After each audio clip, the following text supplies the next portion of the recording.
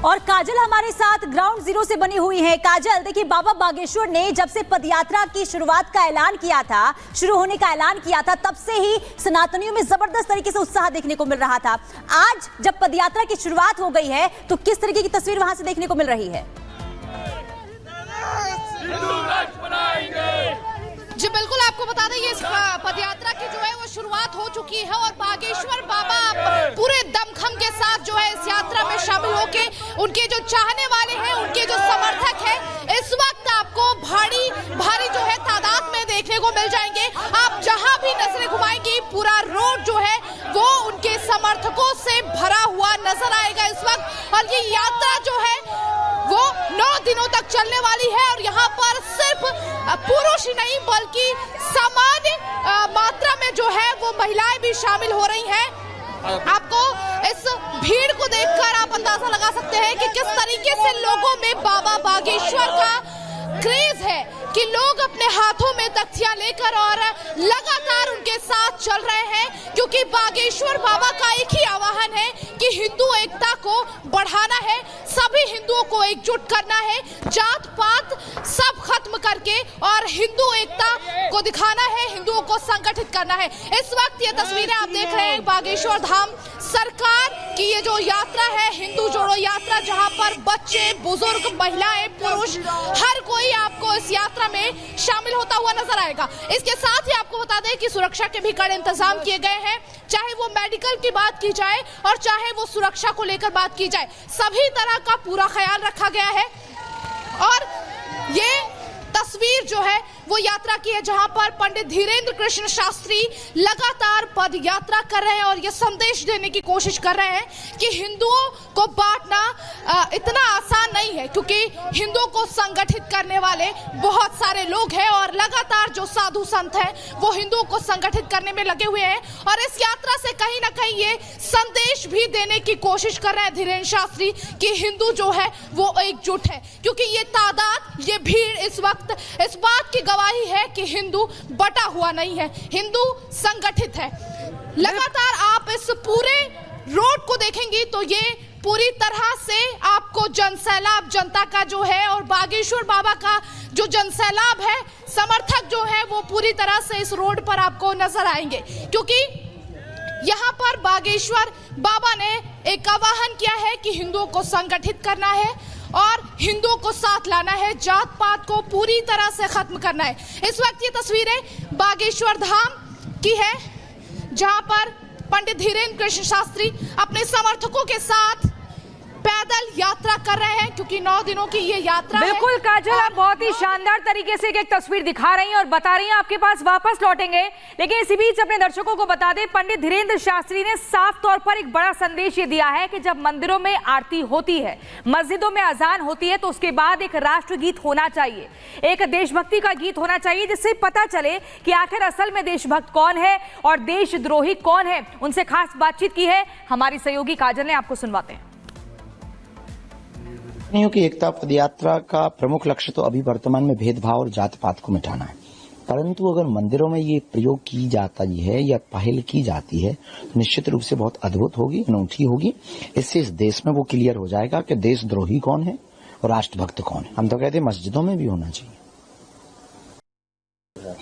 सनातनियों की एकता पदयात्रा का प्रमुख लक्ष्य तो अभी वर्तमान में भेदभाव और जात पात को मिटाना है, परंतु अगर मंदिरों में ये प्रयोग की जाता है या पहल की जाती है तो निश्चित रूप से बहुत अद्भुत होगी, अनूठी होगी।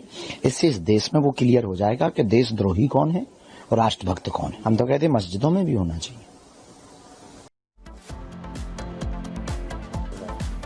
तो पंडित धीरेन्द्र शास्त्री साफ तौर पर यह कहते हुए नजर आ रहे हैं कि देश को एकजुट करना है और लगातार जो सनातनी अलग अलग जातियों में बटे हुए हैं उन्हें एकजुट करना मकसद है। एक बार फिर से जो हमारे सहयोगी का यहां पर रुख करेंगे, काजल हमारे साथ लगातार बनी हुई है पदयात्रा से।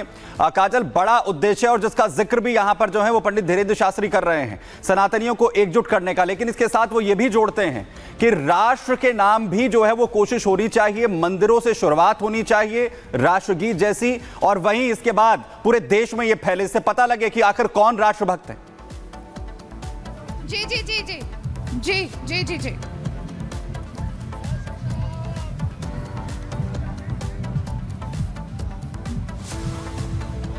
जी बिल्कुल, आपको बता दें कि यात्रा जो है वो पूरी तरह से चल रही है और क्योंकि आगे सनातनी जो है बागेश्वर धाम के जो समर्थक है वो आगे चल रहे हैं और ये यात्रा काफी लंबी है क्योंकि पूरा रोड आप देखेंगे तो जो भक्त हैं वो पूरी तरह से आपको पूरे रोड पर नजर आएंगे और बागेश्वर धाम ने साफ शब्दों में ये कहा है कि हिंदुओं को एकजुट करना है, क्योंकि कल भी उन्होंने ये संदेश दिया है कि हिंदुओं को एकजुट करना है और जिसका ज़मीर जिंदा है वो इस यात्रा में शामिल होगा। तो इस यात्रा में सिर्फ आप बुजुर्ग और पुरुष को नहीं बल्कि महिलाओं को भी और जो युवा है वो भी इस यात्रा में शामिल होते हुए नजर आ रहे हैं। कुछ लोगों से बात करेंगे, क्या कुछ कहना चाहेंगे आप?